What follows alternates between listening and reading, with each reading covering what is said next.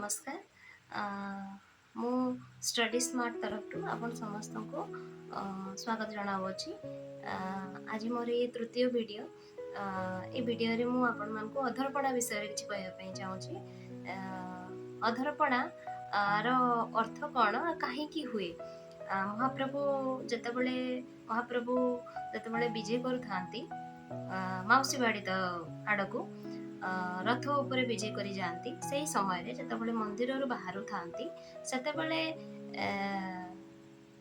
समस्त को मुक्ति प्रदान करी जाती से समय रे बेताल गण माने निजर अभियोग ज्ञापन करती जे जदि समस्त को मुक्ति मिलिला तो आमको कहीं मुक्ति न मिल तो से कारण महाप्रभु जे कि समस्त को समान भाव में देखती सेथिपाई से बेताल गण मानू ये आश्वासना दे जाती जितेबाला से फेरिवे से समय रे से बेताल गण मानू मुक्ति प्रदान करेंगे जितेबाला से फेरती महाप्रभु जितेबाला निजे विजय करती श्रीमंदिर को 7 दिन पर सेतेबाला से देखती जे जो प्रस्ताव से बा जो समर्थन से दे जाइथिले बेताल गण मानक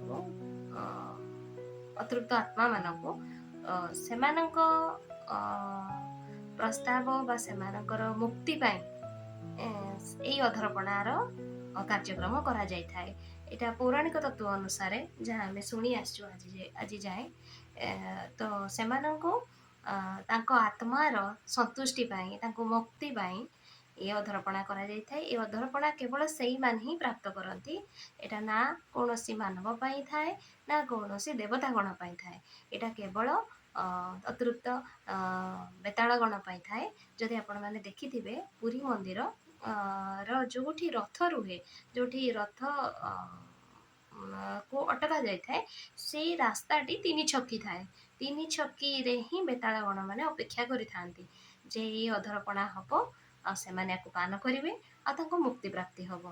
तो यह थिला अधरपणा विषय रे जोटा कि बहुत मते लागुची जो माने भी जानि नथिबे मोर सान भाई भौणी माने किबा केही भी जो माने विषय जानि नथिबे से माने जानि लागुची मते संतुष्टि हेबे कि खुशी हेबे।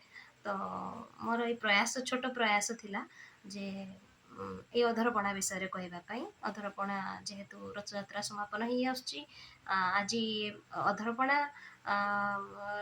उद्यापन हो जाइए तो से ये वीडियो समस्त समस्त ओडिशावासी एवं ओडिशा बाहर भी जो मैंने अच्छा जो मैंने मो ओडिया भाषा को बुझी पारे समग्र भारत वर्ष जो भी थे से तो धन्यवाद। जय जगन्नाथ।